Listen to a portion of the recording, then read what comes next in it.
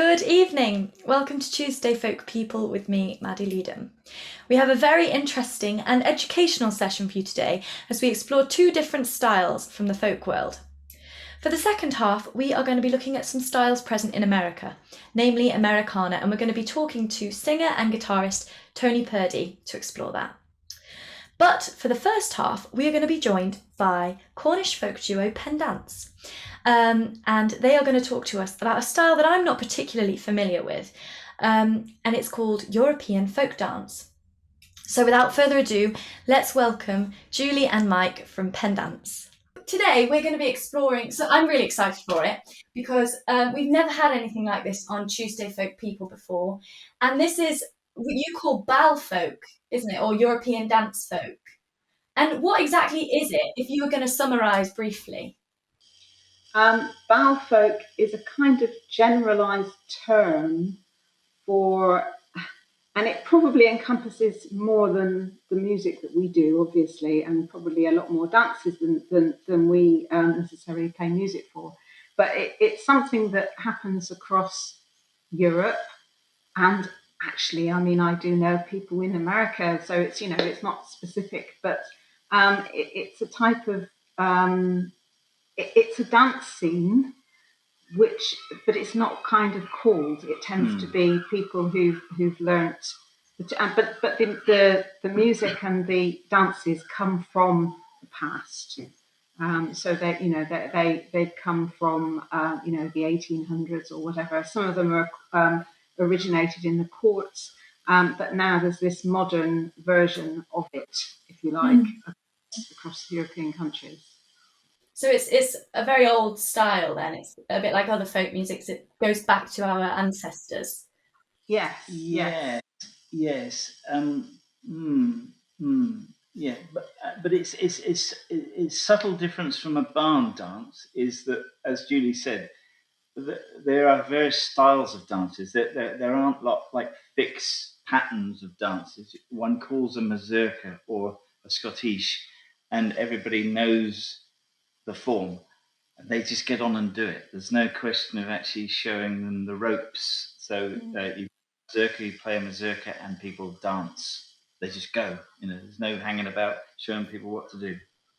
Okay, well, I think that our audience probably like to hear some bal folk because if they're like me, they won't know that much about it, and so it's great to let them experience it. So we're going to have our first song, which is Boda Fi Bon Bunka. Did I say that okay? Yes, we probably won't know how to pronounce it either.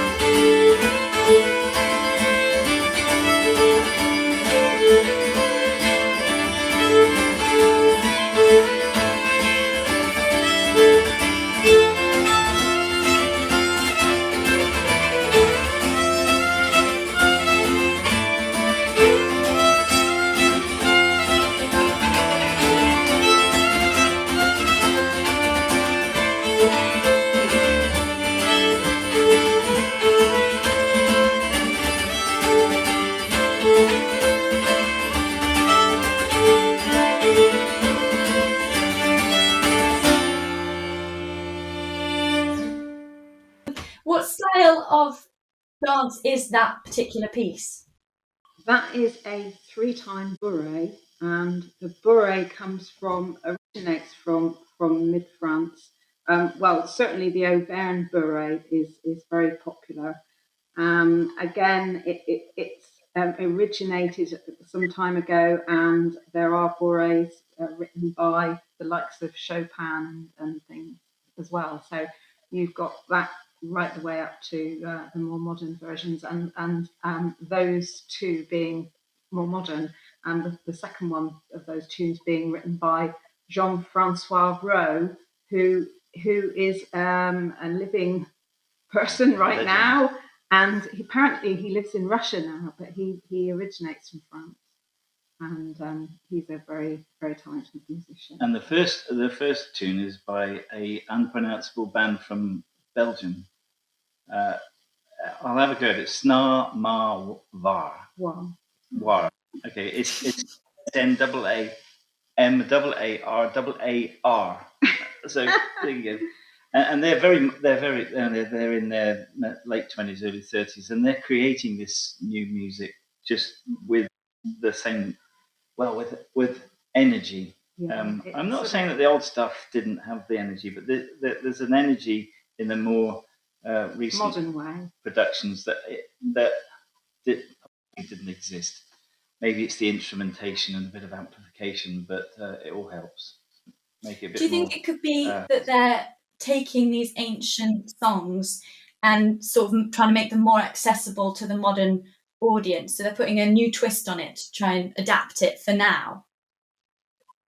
I think that it's most certainly it's young people now making something new, but having had their feet in the past and the traditions and listen very much to traditional stuff, and they want to take it forward, and I guess it's a natural thing. It's not. They are original pieces, modern, and a lot of these guys have been through university. There are degrees in folk nowadays, as you know. You guys have all been through that. We've got a mate who's in Sweden at the moment. He went through the Newcastle University route. Good friend of ours in a band called Teyr, Teyr. Them up there, cool. And we're actually supporting them in a couple of weeks' time. But it's all youngsters that have been through this education in folk, got a degree in it, and now they're actually just making music. That's really where it's at, isn't it? I guess, yeah. I mean, some people are being educated in it. Some people are just taking it and doing their own thing with it. Yeah. No, that's brilliant, because I think that there's, in a lot of styles anyway, there's a bit of a worry that young people aren't really getting involved and it potentially is going to die out. But seeing as there's quite a big young scene in Bal folk, that's really encouraging to hear. And excellent. And so with the bourrée, what are the sort of characteristic styles when dance? Like how does it usually work? Well, if you go back to period films that you'll have seen on television, you will have seen people in the ballroom with their big skirts on, dancing towards each other and back. Men and women in separate rows. Dancing together and back, and together and back, and then they cross, and it's very flirtatious. When you cross, you're not touching, which is actually quite interesting, because there was somebody who wrote recently about when we can all get back to dancing. One of the things to dance would be the bourrée, because it's very, you don't have to touch, because you're flirting outrageously, but you're crossing one another, and it's such a beautiful dance when it's danced. It's beautifully danced anyway. It's gorgeous. And can you dance it? We do dance. Julie does it better than I do, but I have a go. We do go. Yes, we do them all, because I think that the very fact that you dance it means that when you play it, you can give it the right feel. Wow. So the bourrée's from France, but it's not just in France that you get these songs or this style, is it? You get it all over. And what kind of countries does that span to?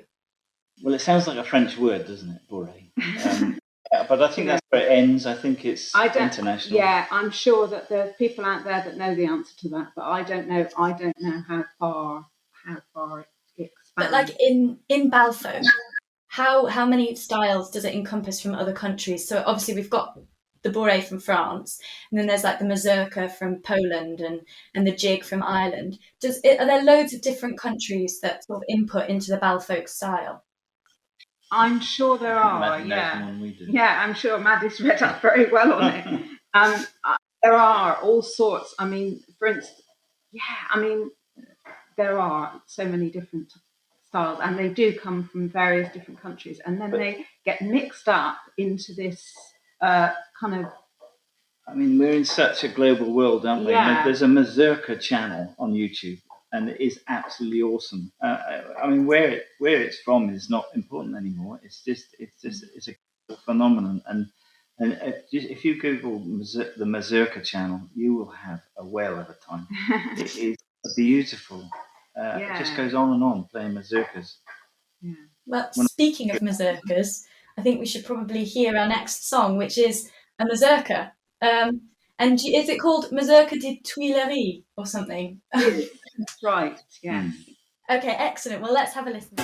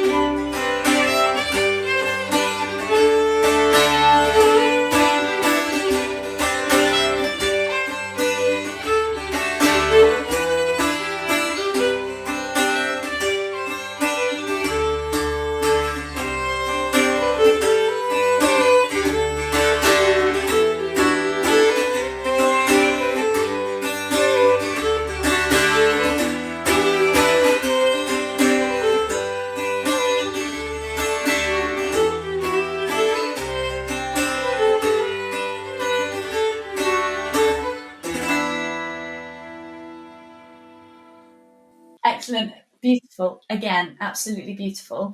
And what are the characteristics of a mazurka? Sensuality. It's a 3-time tune. It originates from Poland, and it's a bit like a waltz, but it's in a kind of a pair of 3. So instead of a waltz, which is 1 2 3 1 2 3, it kind of goes 1 2 3 2 2 3 1 2 3 2 2 3. And if you hear a tune and you've become used to how a mazurka sounds, you can pick out the difference between a mazurka and a waltz. And the waltz, the mazurka is just a little bit prettier, really. Yeah. Waltz, and it's a little bit more challenging to learn to dance, but it's very, very lovely. We do a fairly routine version of it, you and I, don't we? Yeah, there's lots of different styles. But if you watch some people do it, it looks like they're total free-forming, but they're not. They're sticking to this 3-time, but with a little twist. Yeah, there are many different. There are different types of mazurka that you can dance. There isn't just one. I mean, we'd probably do is a very generic one, and we haven't been to many workshops and learned many, but there's probably a world of different versions of it. Okay. And of all of the styles in Balfolk, which is your favourite to play and to dance? Mazurka and bourrée. 3-time bourrée. There's a 2-time bourrée and a 3-time bourrée, and we seem to love 3-time, don't we? We've got this passion for the 3-time tunes. They all have their place. I mean, Scottish, which is 4-time. That's a skippy kind of thing. It's a very happy kind of skippy dance. They're all lovely. That's the trouble. It's difficult to. But I think in terms of playing, it's probably the bourrée and the mazurka. Playing would be a bourrée because of the energy you can get into them. Yeah. Mazurka on a quiet day. It's more laid back and mellow mazurka. It depends on your mood. Things like polskas and chapeauas and I don't know, we're probably missing a load. Lots. But there's so many dances out there, and Mike and I probably in terms of the dances that are out there have only just scraped the surface, you know. We've kind of been involved in this style of music for 15 odd years since Alan Kingsbury introduced us to it with his French pipes, and we used to play as a band, a trio called Pendans, and we're still learning every day. There's something new about it. Well, that's what I was going to ask you next. I was going to ask how you got into this particular style, because obviously you're from Cornwall, and I wouldn't say that that's like a hub of it, is it? Unless I'm wrong. But... Oh, you be careful now. When we were in a street band called the Gallowan Band, which was formed to march on the streets on Maisie Day, which is a midsummer festival in Penzance. Mike and I were already in the Gallowan Band, and a chap turned up with his pipes. Bagpipes? Yes. Not Highland pipes, French pipes, which are quite different. And we really liked what he was playing, and Mike and I asked if we could learn some of the tunes that he played, which were traditional mid-French mostly. And that's where it all began. And we went to a friend's birthday party and played. He insisted we a friend asked if we would play, and we did. And another friend who's in another band there said, "You should form a band." So we did. Because we already were, really. Yeah. Well, I'm glad you did. That was in 2004. Fantastic. I think that we should hear your third song, which is called Phallit, I think. And can you tell me a bit about this song? Well, it's my favourite. It's written by 3 wonderful Swedish lads in their 20s called it's shortened to HRD. It's Hans Ayers, Rutner, Dillner. So there's 3 of them, and they play the guitar. Dillner is on the guitar, and there's a it's not a fiddle, it's a hardanger and a nickel harper. but to all intents and purposes, they're sort of fiddles. And this it was off an EP that they produced that we met them for the first time about 18 months ago in Dorset at a dance sort of dance and music weekend. They just blew us away. Yeah, they were the best. They turned our heads. Yeah. And they were they had nice arrangements in their music, and it made us think more about our music and how to arrange as well, and that had quite a knock-on effect. Yeah, and the energy in this one is what we strive for.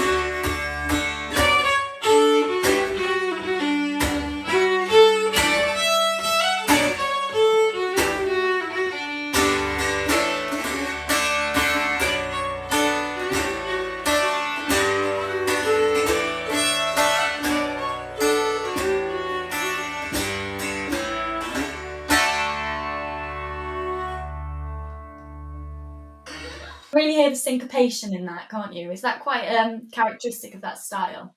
Yeah. And Mike and I don't dance the polska. We have not experienced a workshop in the polska yet, so we're kind of doing that without the knowledge of the dance. But you can certainly hear the lilt in it, can't you? No, it's brilliant. And I wanted to ask about the instruments that you're using. Are they quite typical of this style of folk? Yes. Yes and no. There's a lot of hurdy-gurdies out there. It's a beautiful and interesting instrument. But that's one of the most exciting instruments, I think, that people probably don't necessarily think about. The fiddle and variants of the fiddle, like hardanger and the what was that thing? Fiddle? No, hardanger and the nickel harp. Nickel harp. I mean, which ones? One is a fiddle with extra strings that resonate or harmoniously in the background.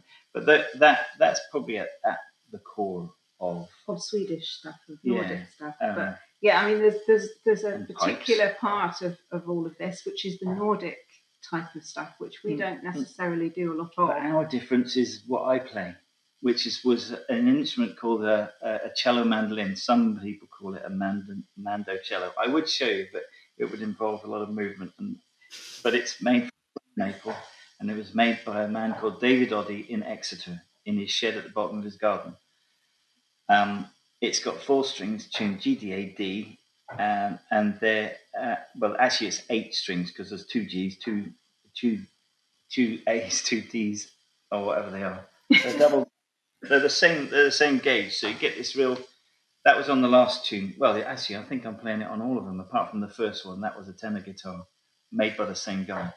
But that is at the root of what we do. Because I started off playing the diatonic button accordion, which is very popular. Which is very popular in this sort of style of dance music. But we get a much more drive from the strings than we did from. Yeah, we just have always. I mean, Mike is very proficient on the. No. Was it melodeon? That's right. On the melodeon. Diatonic button accordion. Yeah. But there's something about the 2 stringed instruments together that's really excited us, and we've kind of tended to stick to those 2 strings. And just a technical point, I use an octave pedal, which takes the bottom frequencies and puts a bass underneath it. And when we play live, it sounds like there's a bass guitar, not a bass guitar, because it just gives an underpinning warmth under what we do. It kind of broadens the whole sound, even though there's only 2 of us. Yeah. Well, I was going to say that the contrast of the 2 instruments, it's really lovely because with the fiddle, you've got that melodic side of it, and then you have this cello mandolin, and it's got this really percussive sort of, I don't know, you said driving, I think that's a good word. My dad was a very good jazz drummer. I can't play the drums, but I play that instrument like I would drums. You're right, it's percussive. There's a lot of percussiveness in it. But it's subliminal. I don't go out to do it. It just happens. And my dad was dance band, so it's quite interesting that both our dads were, involved in it's had a knock-on effect. Mm. Well, thank you very much. I think that we should hear your final song, which is a jig. Am I right? Offbeat jig, keep dreaming. Could you tell me a bit about this one? This is the dance that a dance that tends to get played with jigs is a chapelwaz, and this is a set of tunes called Offbeat Jig and Keep Dreaming, written by a band Trio d'Or, who are one of our favourite. They're based in Belgium, and a lot of the time a chapelwaz is danced, but it's very much a bit of a generic dance that's played across lots of different things, not just Balfolk, but in Cayleys as well, because it's a kind of Gay Gordon type dance where it's a very communal dance. You play together. You dance together, and you can sometimes change partners and what have you. So it's very much a communal and friendly dance. And I did just want to say about this whole genre that it seems like a very inclusive kind of genre. So it's going on all over like Europe or the world, but it seems like everyone's just having a go at all these different styles from all these different countries and then putting their own twist on it. And I think that's just so brilliant and inspiring. And thank you for telling us about it. That's the Cornish. You're right. And in France, there's things called fest nozes. If you happy night. And in Cornwall, that's manifested itself as Noslowen, which again means happy night. I wouldn't say they're a modern. They've been revitalised in the last, I don't know, 30 years. But they are community events. They're inclusive. They're massively inclusive. That's what it's all about, including people in dancing together. It's wonderful to see. In a free way. And that's what folk's all about, being inclusive. Well, that's my belief anyway. And so, yeah, thank you so much. It's been absolutely fascinating. We have run out of time, I'm afraid. But if any of our audience wants to see more of this beautiful style of folk, and there's so much to it that I feel like, as you said, you've only scratched the surface. So we've only sort of touched not even the surface, I don't think. But follow these guys on Facebook, because they have a regular Facebook group, don't you, that you post on? What's it called? Just it's not. We are on Facebook as Pendans, Pendans, and we have a page, and we have been broadcasting every Sunday. Every Sunday at 7 o'clock, without fail, for a year or more. Excellent. Well, tune in and learn the dances, because that's the great thing about this as well. It's not just about watching the music, it's about being in it and actually embracing it and dancing it, which is just even better.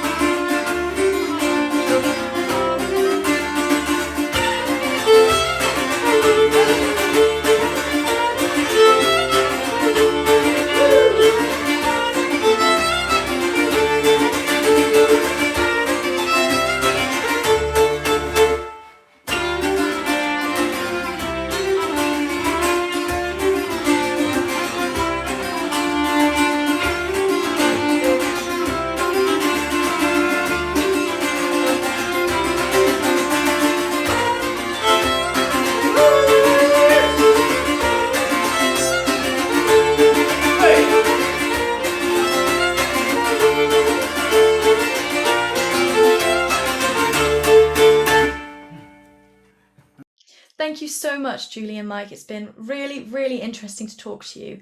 I don't know about our audience, but it's been a great insight into something that I wasn't very familiar with. I'd heard of Chopin's Mazurkas and forays, but I'd never really gone into depth about the background behind that. So that's been really educational. Thank you both. But anyway, we must move on, and we'll move on to a style that originates from far away. And this, we're going to be talking to Tony Purdy and exploring some of the styles from America. Welcome, Tony. Thank you very much for joining us. How are you? Just getting over a cold, but I'm all right. Good to hear. Right, let's listen to your first song, which is Tecumseh Valley, one of my favourites. Could you tell us just a little bit about it? Yeah, it's written by Penzance, and it's pretty. They believe it was around the time of the Great Depression. That was the theme, and this miner sent his daughter into the town to find work because they had no food, no money, and she found work in a bar, and saved some money to go home. Found out her father had died, and she turned to prostitution, and ultimately she died as well. It's such a tragic song, which is very typical of Townes Van Zandt, in all honesty, and people know me for tragic songs, and that's one of them. But it's wonderful poetry, which is what Townes Van Zandt was. He was much more of a poet than a storyteller quite often.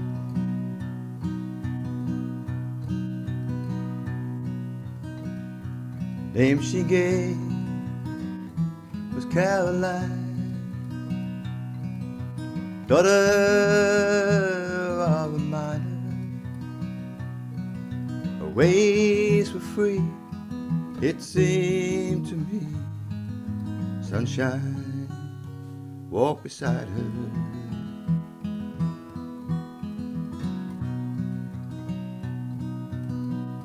She came from Spencer, across the hill. He set her apart at center, for the cold was low, and soon the snow would turn the skies to winter.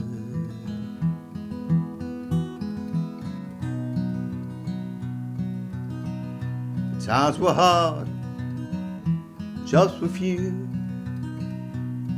all through Tecumseh Valley. She asked around the job she found, tending bar for Gypsy Sally.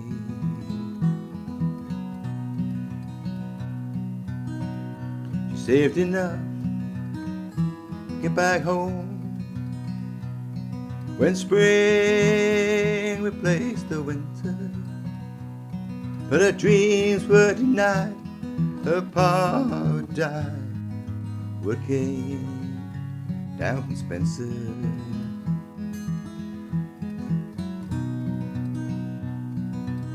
So she turned to whoring out on the street,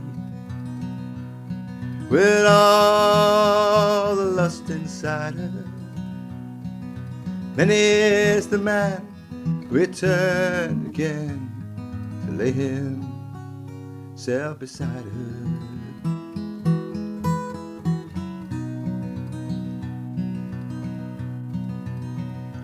Found her down beneath the stairs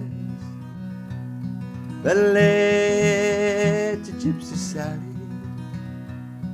In her hand when she died was a note that cried, "Fare thee well, Tecumseh Valley."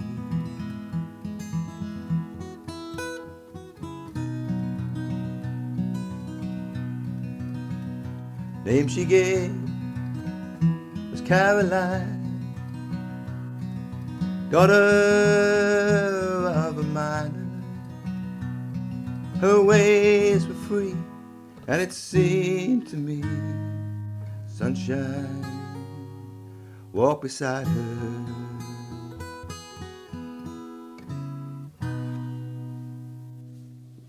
But anyway, more about you.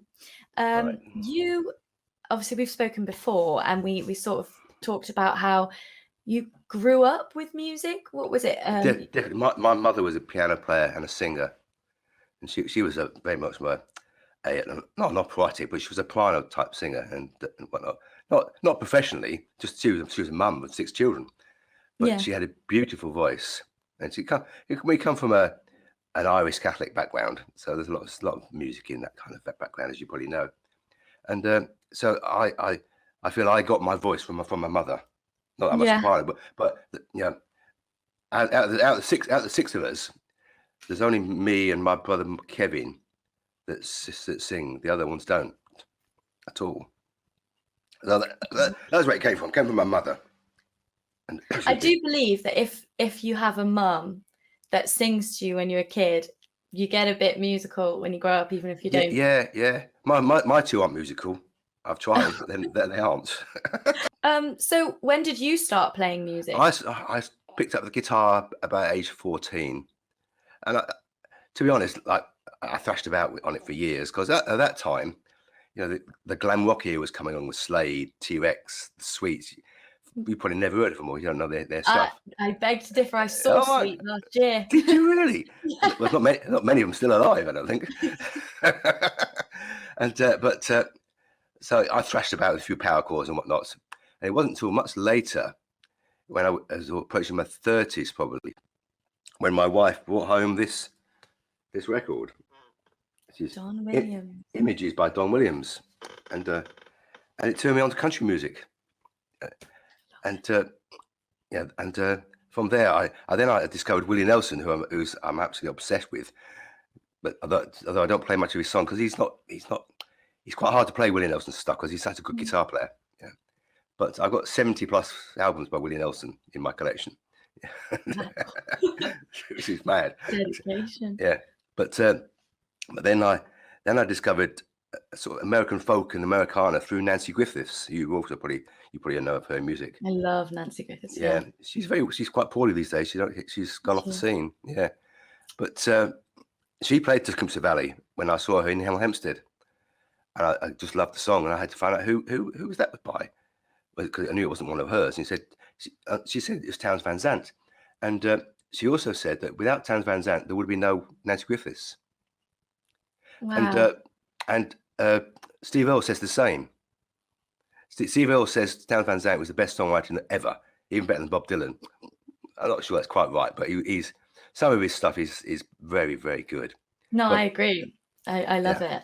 So it's Nancy Griffiths playing that song that moved me towards the Americana side, and through Townes Van Zandt you discover Guy Clark, because they were ever such good friends and went on tour together. And you discover Steve Earle, because Steve Earle was mentored by Guy Clark, and they're all intertwined with each other. And that's how I got to where I am now, really. Yeah. Amazing. Well, let's listen to your next song, which is Boats to Build. Yes, that's by Guy Clark. Yeah. Is that by Guy Clark? Okay, could you tell us a bit more about it? No, he wrote that in his remembering his teenage years, when he was a young apprentice in a boatyard in the Monahans in South Texas, where he used to live, and that experience came out in the song Boats to Build. That's where it comes from. A lot of his songs have an autobiographical nature to them. Unlike Townes Van Zandt, who's pure poetry, Guy Clark is stories about things he's seen, things he's done, and Boats to Build is one of those.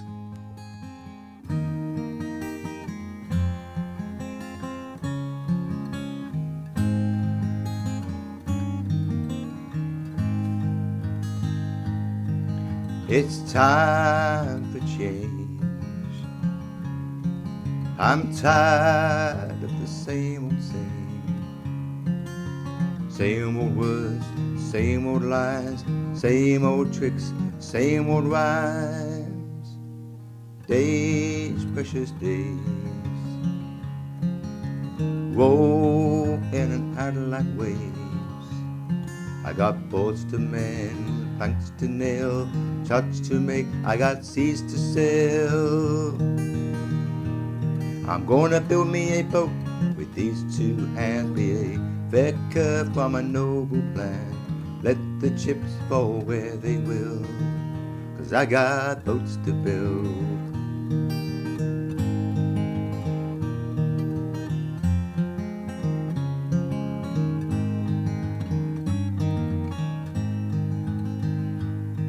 Our sails, they're just like wings.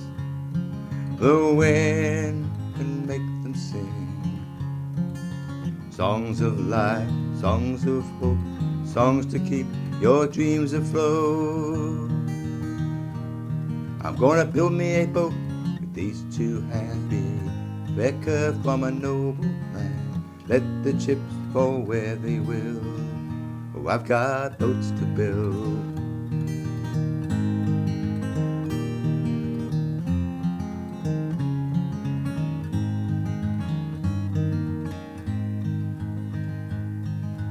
Shores, distant shores, that's where I'm headed for. Got stars to guide me on my way, sailing to the light of day. I'm gonna build me a boat with these two hands, be Rebecca from a noble plan. Let the chips fall where they will. I got boats to build.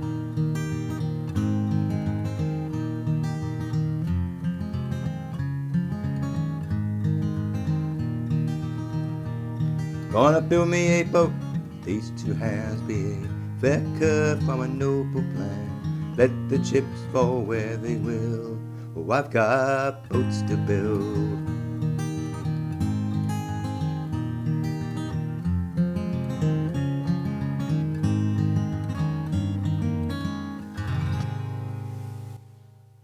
Obviously, we've explored a bit about your love of country and your love of Americana, and that sort of that web of the Americana artists that there are. So like Nancy Griffith led you to Townes Van Sant, who led you to Guy Clark, and just goes on.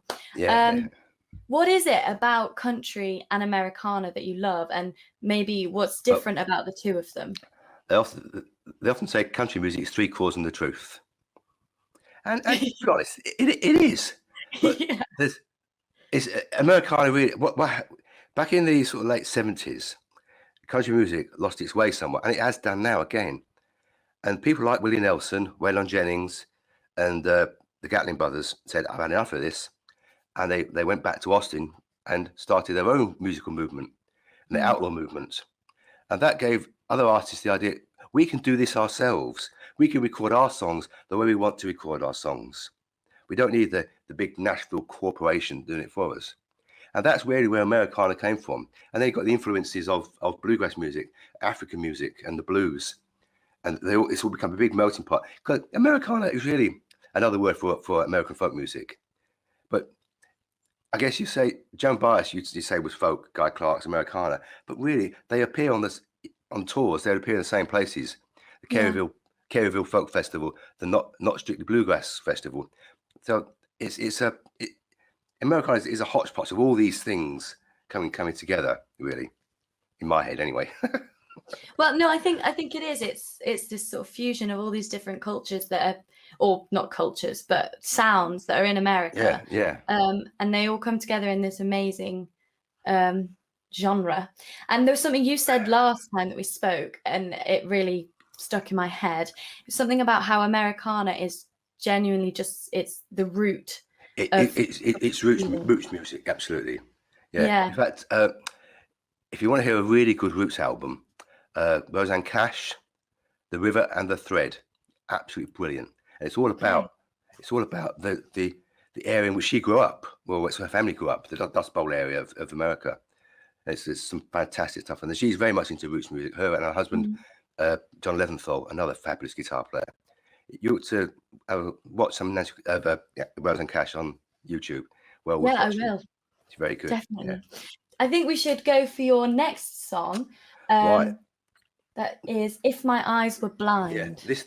This guy, David Olney, he was an accidental discovery on YouTube. I can't remember what I was looking for, but on YouTube you get this thing down the side, and there's this picture of this bearded man.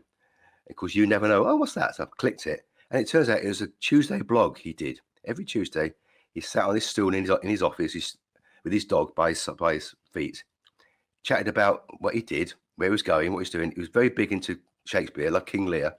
Yeah. And he'd always play a song. And this is "If My Eyes Were Blind" was one of them. The reason I chose that out of all these songs that I do know, because it's in a minor key. That's different to the other ones I'm playing. That's part of the thing. But very sadly, he died on the 18th of January 2020 while performing at the Santa Rosa Songwriters Festival. He was on stage with two other people sitting in a sort of semicircle, swapping songs, and he said, "Excuse me, I just need a minute," and he stopped. Oof. And he didn't fall off his chair, didn't drop his guitar, he just stopped. And they tried to revive him, but he was dead. The Tuesday after, his family put up they did the normal thing they do, but rather than him being there, they showed the empty stool and his dog, and they played this song of his called "You Are Here," beautiful song, and at the end of it, the dog got up and walked away. It always did. It's amazing. When I watch that video, it'll make you cry, I promise you. Anything to do with music and dogs, it'll make me cry. Oh, that's so sad. But honestly, being like, I think I said this previously, but you, as a musician, sort of, there's no better way to go, really, is there, than doing what you love? Absolutely not. No, that's right. Yeah.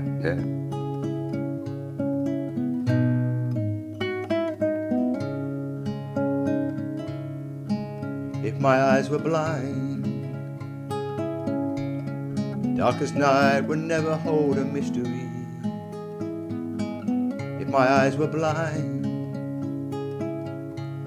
I'd hold your features fast within my memory, within my mind. If my eyes were blind, should my voice grow weak, only you could hear the voice inside me. Should my voice grow weak, but never with the word would I deny thee. I would not speak, should my voice grow weak. Should my mind grow dim, and as innocent as on the day God made me.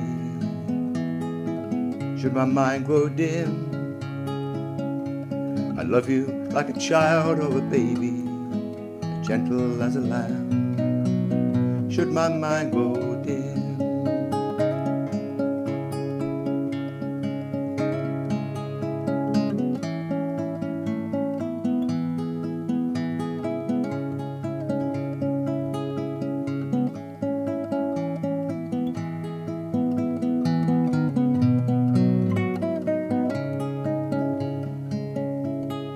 when my youth is gone, in my eyes you shall remain a beauty. When my youth is gone, in my ears I'll hear you singing sweetly, sweetest song. When my youth is gone, when my body dies, darling, I could never leave you lonely. My spirit shall arise to comfort and care for you only, to sympathize when my body dies. When my body dies, when my youth is gone, should my mind grow dim, should my voice grow weak, oh, if my eyes go blind, if my eyes go blind.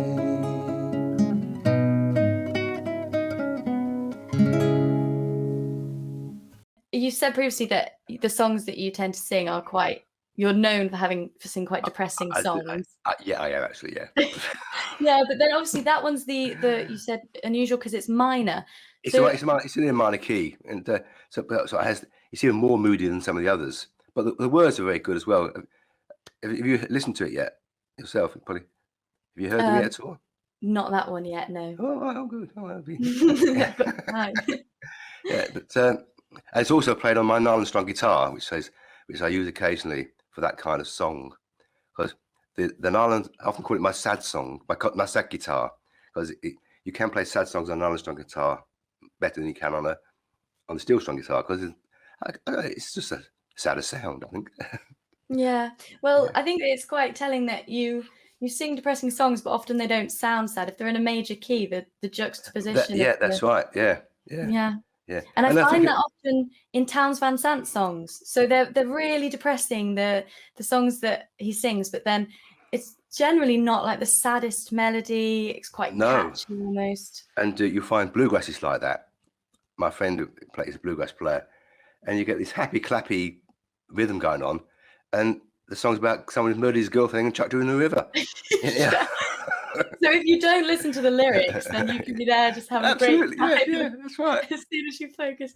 Oh, well, no, speaking of Townes Van Sant, because I'm a big Townes Van Sant fan, so I think that it's great that you've brought him up or mentioned him, and you've sung Tecumseh Valley for us.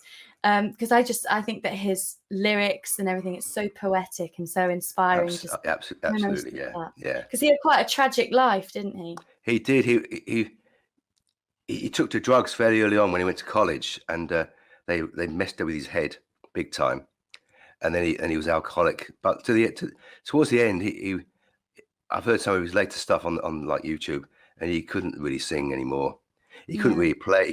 He was a very good finger picker style guitarist. By the end, he couldn't do it. He could only play rhythm guitar because he just couldn't have his brain didn't function well enough to coordinate with his fingers. It was quite tragic. But to go back to his early recordings, and you can hear the guitar, lovely finger picking style, and the voice isn't bad. It's better than Bob Dylan's, which it's not a good voice, but it's better than Bob Dylan's. I think it's amazing personally. But his death was quite. You told me something last time about it. I'll let you. He's 52 years old, and he died basically of drinking drugs.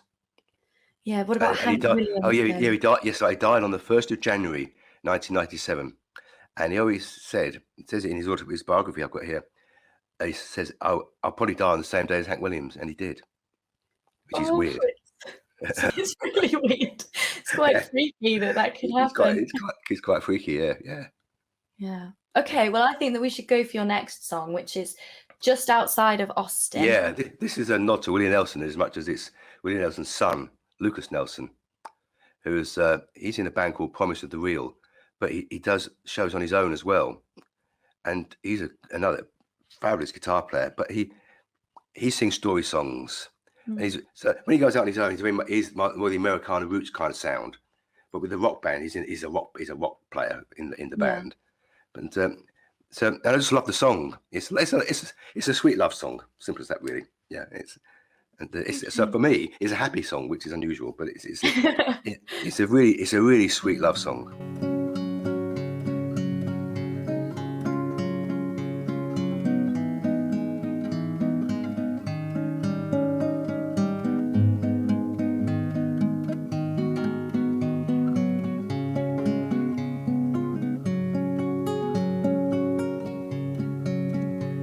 The cedar tree in the morning air, the way the dew sits on her head, so peaceful with the lower Texas sky. I think I'll leave her lying there, take a walk I don't know where, just bathing in the sunlight of my life. I hear the sound of windy leaves, the summer birds and gently flowing, rivers, creeks and pools up from the spring. The music of the water on the rocks is getting louder as I walk to whatever life may bring. Just outside of Austin, high as I have ever been. Just outside of Austin, I think I fell in love with you again.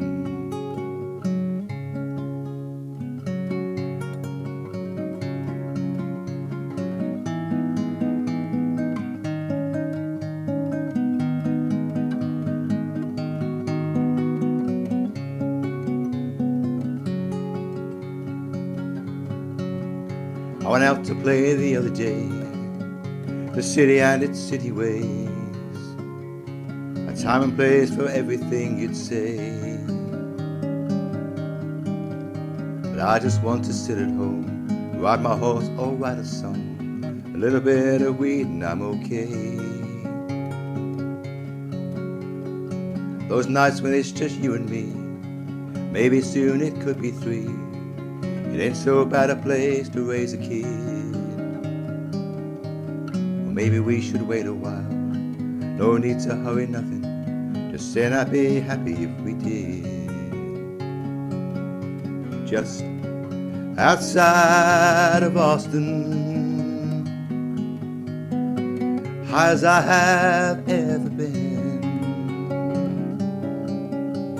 Just outside of Austin, I think I fell in love with you again.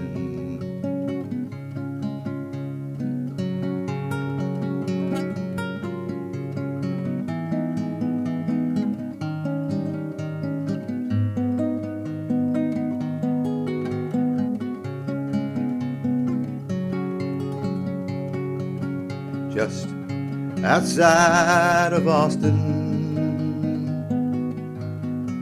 high as I have ever been.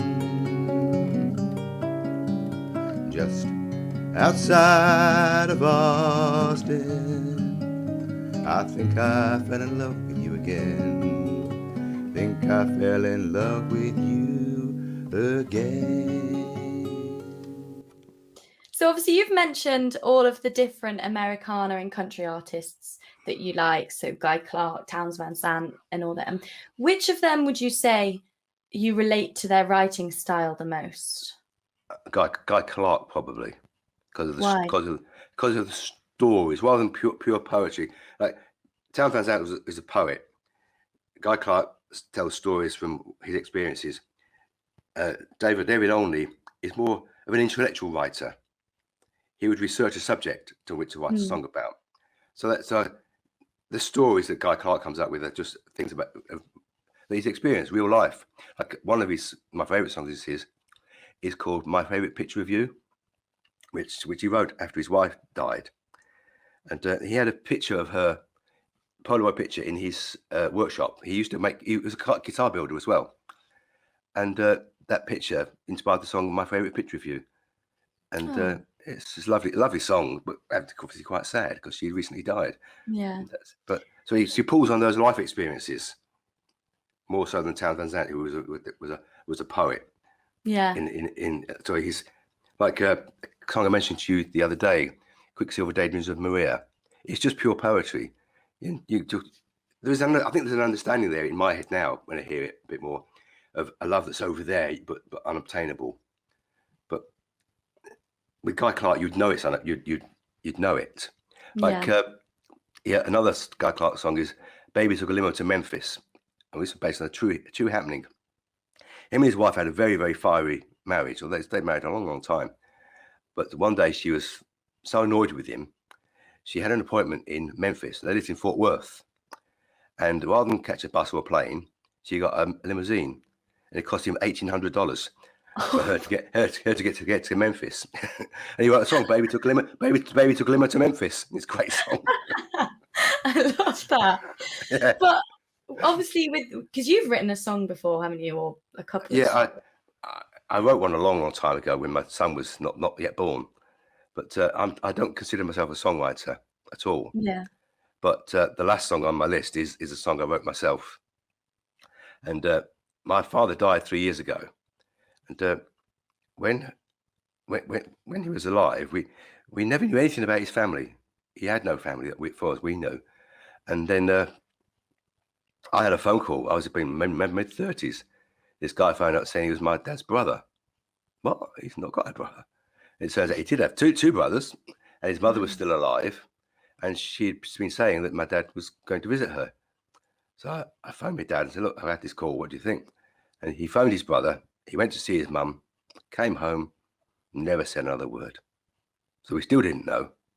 Crumbs. And after he died, it was 3 years ago, my older brother was writing the eulogy and was looking through his documents and found out he was actually born in a workhouse in Manchester in 1930. And you didn't know? No, and he had no father that was named at all, and he went on to that workhouse closed in 1930, so he was one of the last residents, and he was pushed around to it from aunts and uncles' houses and grandma, occasionally with his mother, and despite all that, he passed his 11 plus. And he went home and told his mum, I passed my 11 plus. And she hit him because she couldn't afford the uniform for him to go to grammar school. Oh gosh, that's horrible. And I know, yeah, this is what happened. So at 16 years old, he left home. That was it. And Never you spoke had to it. no idea about this? No, not until after he died. No. So the song is called "The Secrets Remain" because there's little in the song. There's bits and pieces I do know, but goodness knows what else is in there that we never found out.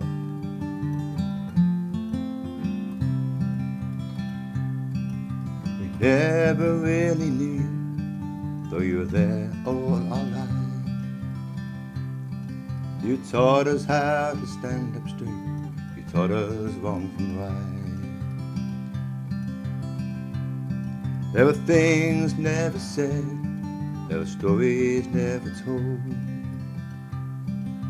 Things that shaped the man you were, the people we became. But time passes by and memories fade. Deep in your heart, the secrets remain.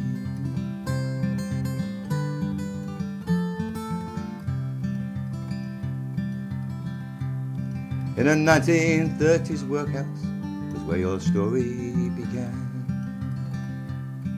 Your mom with no husband, no place to call home.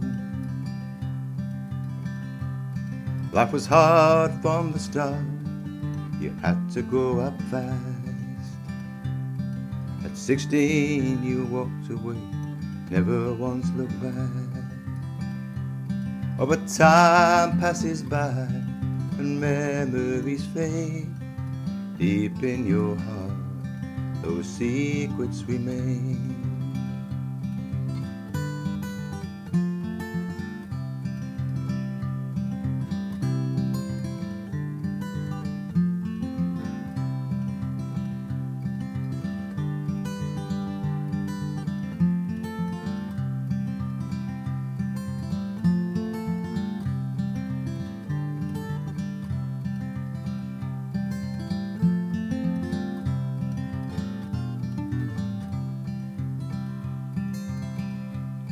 You never knew your father, no one told you his name.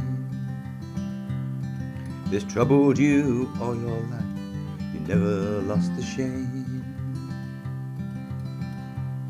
But a family man you were, with children twice three. A grandpa to many, and a good friend to me.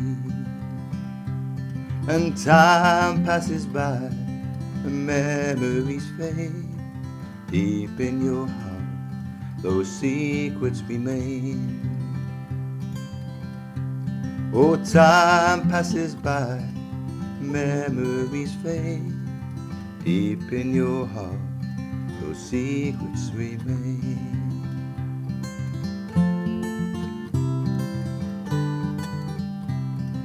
Deep in your heart, the secrets remain. Thank you for joining us and talking to us about all your stories and Americana and everything. It's been great. Good, thank you. Thank you so much, Tony. It's been really great talking to you. Really interesting and just really lovely. And one thing that I've definitely got from the session that we've done today is how inclusive folk music is.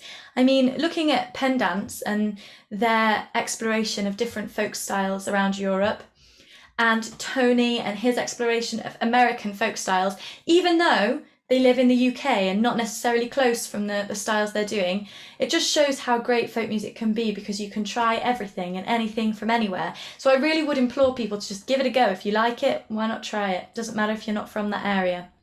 But anyway, thank you both so much for talking to us. And it's been really, really wonderful. Please do sign up to our mailing list or keep an eye on our social media for all future Tuesday Folk People sessions. Our next one will be in 2 weeks' time, and hope to see you then. Thank you. Good night.